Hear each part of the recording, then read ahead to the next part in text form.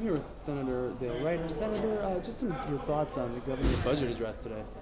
Well, I thought what the people in the House chamber and watching on television experienced today was something that they have not experienced in over a decade, and that is a governor here in the state of Illinois who got up and gave a true, honest assessment of what our state's fiscal and economic woes really are. I mean, regardless of what kind of problem you're trying to solve in government or your professional life or your personal life, if you don't accurately and honestly define the scope of the problem, you're never going to get to solving it, and the governor did that today.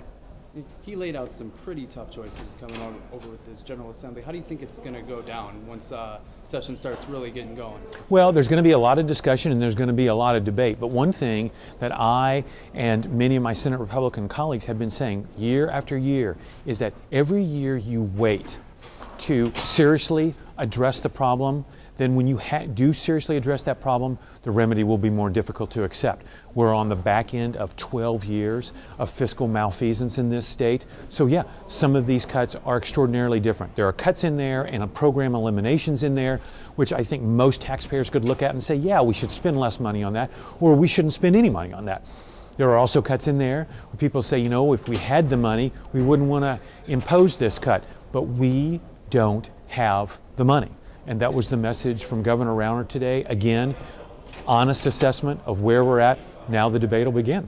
And going forward, he mentioned things like early childhood development and fully funding schools. Do you think that's going to help, once the debate starts going, to show that the governor really is looking to work on a bipartisan level? Well, particularly on education, because regardless of what party you are, members of the General Assembly love to say in their speeches, in their press releases, that education is our top priority. But if you look at the budgets for the last decade or so, that's true in press releases and speeches, but it's not been true in terms of where we've are spending our dollars. The governor wants to reverse that priority and truly make education our top priority.